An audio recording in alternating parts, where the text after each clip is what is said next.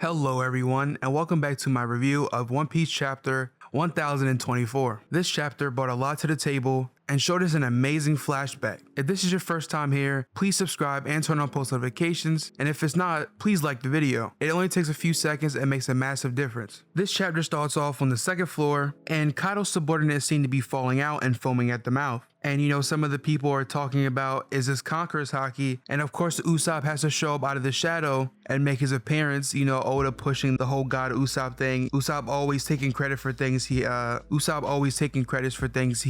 doesn't do. And Speed is kind of looking at Usopp and talking about how they're being knocked out by Big Mom's Conqueror's haki. So it's not actually Usopp. We cut to the Right Brain Tower, where Frankie, Nami, and some of Law's crew, basically Oda is just telling us where all of the Straw Hats and all the Alliance are at the moment. Nothing really of note here, just someone commenting on how Zoro and Sanji are busy taking on the commanders. Now, what I find really interesting about this part of the chapter is, this could mean Big Mom either hit somebody really hard, clashed punches, or just regular Conqueror's haki with someone that was down there with her while she was fighting. We might get to see what actually happened in this moment next chapter, and I think it'll be really cool if Kid or Law clashed with Big Mom just for a split second, and maybe Big Mom admitted some conquerors by doing that. On the third floor, Brook and Robin are here, and Robin is still unconscious, but Brook is carrying her. Robin is kind of unconscious, and she looks like she's kind of smiling or smirking a little bit. Now, I am assuming that Brook's job for right now is going to be protecting Robin. I think Brook will show some really cool feats with that.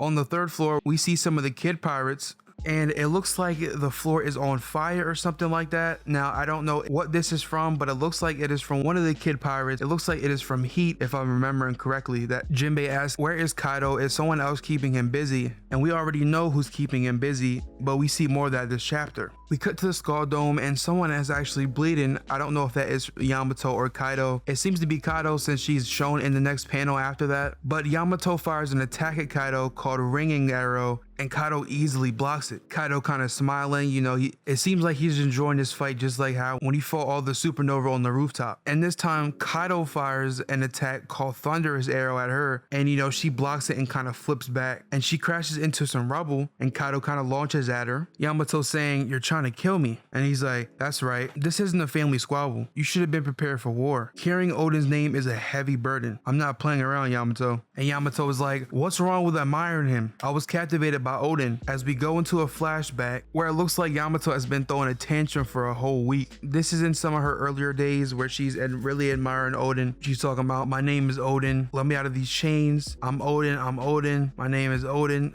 And this is where we actually get the confirmation that Yamato used Conqueror's haki. There's a whole bunch of his subordinates, and they all are foaming from the mouth. And Yamato's like, "I don't know. They all just fell down. I'm going to starve." And he's talking about how, that's promising and everything. And if she insisted on calling herself Odin, it'd be better if she died. That's kind of crazy. I wanted to mention this even though it is probably unlikely that this is actually the case. But when all of these subordinates of Kaido actually, fall and they start to foam from the mouth, I'm not doubting that Yamato has conquerors because this is literally confirmed in the same chapter at the end. But what if this is hinting to Ushimaru actually having conquerors? Kind of, mirroring the scene in Sabaody where Rayleigh, knocks everybody out, and the giant's like, "Don't play dumb, old man." So basically he says he's going to come back in a month, that he hopes she'll reconsider joining his crew. And he says the same goes for you. And he's talking to a whole bunch of shadows, and he's talking about how he would love to have Wano's great samurai serve under him. And Kaido was talking about how, he's going to feed them, but only one portion is what they're getting. And Yamato was talking about how,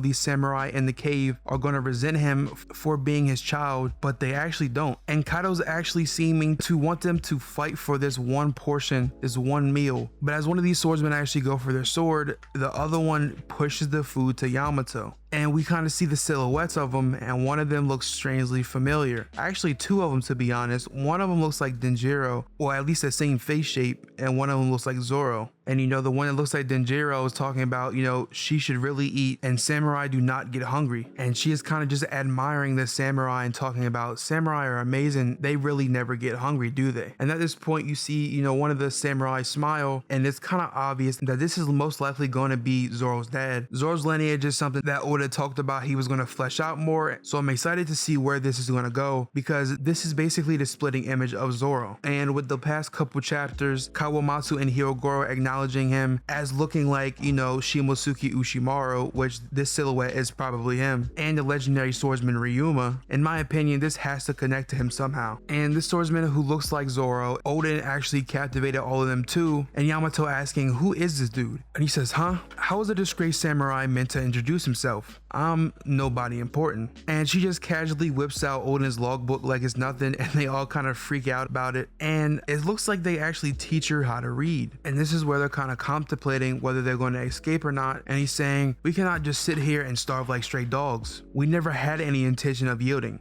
Later on in this chapter, it does seem like Ushimaru goes out to fight Kaido and to try to rebel against them. So I don't want to go out on a full limb here, because I don't know how the fight actually went or how strong Ushimaru actually is, but the fact that this is most likely going to be Zoro's father and going to be a very important character to the downfall of Kaido, I feel like Ushimaru is going to be a beast. Like I even said in my chapter review, we don't really have many feats on him besides, him cutting sea stone or something like that, but we do know he rebelled and he most likely died from this fight from Kaido. But in my mind, there's absolutely no way that this dude that is most likely Zoro's father is just going to be some, weakling. The way he's talking about himself, how he's just nobody important, it kind of seems like a red herring for something else. The opposite, I even might assume. Picture Zoro right now, and assuming that this is Zoro's father, it doesn't really make much sense that he'd be stronger than him right now. Just because this is one of the great swordsmen of Wano. The way he is talked about by, Kawamatsu and Hyogoro, them even using the term in Japanese that means great swordsman,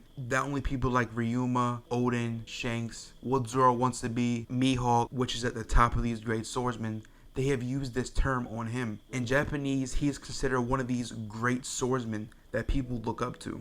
I absolutely love how Yamato and Kaido's relationship has been constantly in conflict since we first seen Yamato. And this one line in this chapter made me spark a mini theory or just a mini prediction that is going to happen next chapter, or whenever we follow back up with the Ushimaru stuff.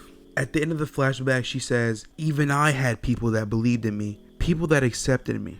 What right did you have to steal my freedom? What right did you have to steal Wano's freedom? Now, the line about people believing in her, we saw how these three mystery swordsmen in the cave were going to fight as much as they could to somehow make sure that Yamato survives. And I'm just thinking about how that battle actually went down. How is fighting Kaido going to make sure that Yamato survives? And I think something huge is going to get revealed, because they literally read all of Oden's journal. This isn't something, just some small journal or anything. This journal holds the key to basically everything that Oden learned on his journey. And in my mind, they 100% know about some dawn coming in 20 years. So the question of how Ushimaru and the samurai fighting Kaido is going to help Yamato actually survive those 20 years is a bit weird. It's something I've been thinking of a lot since I've seen the panel, because simply how would it actually help her survive? Because obviously, they read Oden's journal, they know about the 20 years, the pirates coming back to defeat Kaido and open Wano's borders back up. But it would make more sense to me if they actually found a hiding spot for Yamato or something. It seems like after they fought, Yamato simply went back to being under Kaido.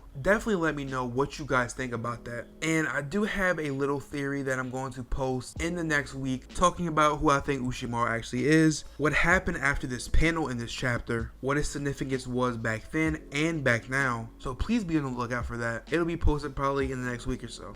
We see dialogue of someone telling Kaido that these samurai have broken out of the, this prison or whatever. And we get some great dialogue. I really like how Oda is making Yamato such an interesting character each time we see her. And her dynamic with her father, that is such a broken relationship. It can't really be redeemed at this point. It's just amazing. And we see them two actually clash. And it looks like Yamato has Conqueror's coding. This was such a great chapter. It brings so much to the table, and I feel like it sets so much up. I'm almost 100% sure that this samurai that looks like Zoro is Ushimaru. And as I close this video out, please let me know how you like the chapter, and how do you think all of this is going to connect to, Wano as a whole, maybe even Zoro, and this does indeed look like his dad. And just comment any overall thoughts or what you want to see in the future. If you could please subscribe to the channel and turn on post notifications, that would be greatly appreciated. And until next time, peace.